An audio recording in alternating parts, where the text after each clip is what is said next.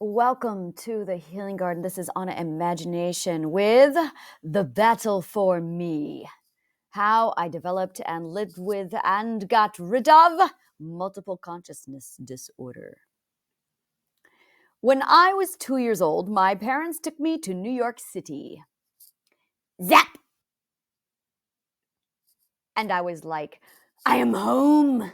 This energy matches mine. This is where I belong.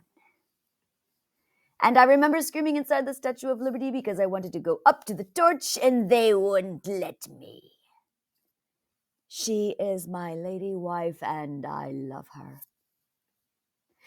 And when they took me away, I screamed the whole way home. No!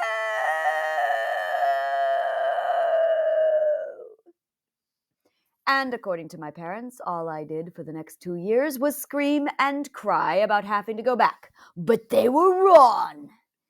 It was 38 years.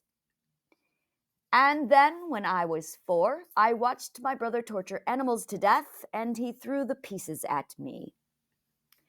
And in that moment, I felt empathy and fear. And that emotional cocktail in my brain changed me.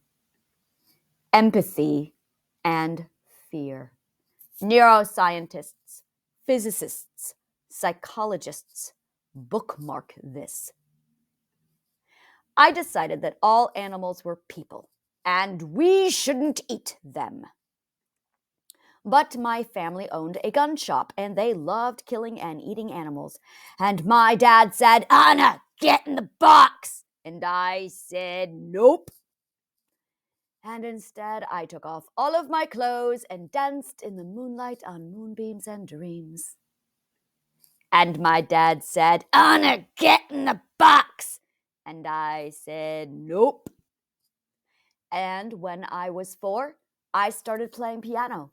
Then, at 5, I realized that I loved theater, and all I wanted to do was be an actress. And my dad said, don't be a whore!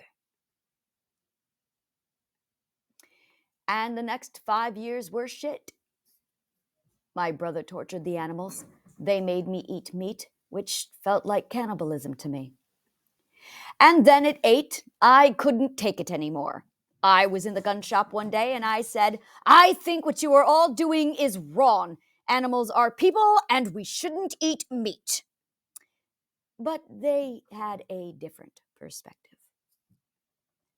And all those men started screaming at me. One of the hunters waved his gun at me and said that I needed to be taught a lesson. The next day I woke up and I had no memory of that day or any day after that except New York City and the day my brother mutilated those animals. Did you hear how I said after when I misspoke and didn't say before? Did it bother you? That emotion, the inconsistency bothering you, that is your subconscious mind nagging about the illogic of what I said. And your subconscious mind is trying to fix the logic. It has to fix the logic. That is important for you to know. That emotion is called cognitive dissonance, but that is a low-level dose of cognitive dissonance. It is highly damaging to the subconscious mind to ignore cognitive dissonance. We all need to start paying more attention to our emotions. The next day, I woke up and I had no memory of that day or any day before that, except New York City and the day my brother mutilated those animals. I even forgot that I was a vegetarian. I started to have nightmares about cloaked men standing over me and screaming.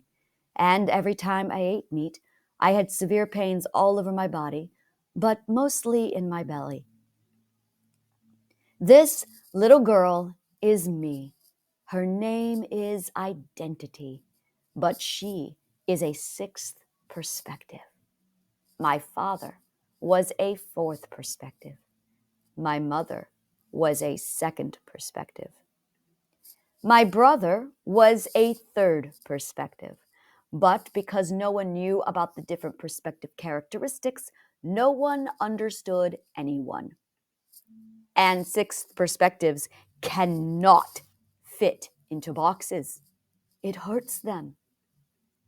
Little did I know that I had a subconscious mind, and his job is to keep me safe. When we fail to protect ourselves on the outside, the subconscious mind works to protect us on the inside. Remembering is dangerous. Make her forget. The subconscious mind is simple-minded. Logical, but simple-minded. And so we forget almost everything. This is how multiple consciousness disorder starts. I call this first safety protocol, stage 1. But wait, there's more. Remember, I was only 8.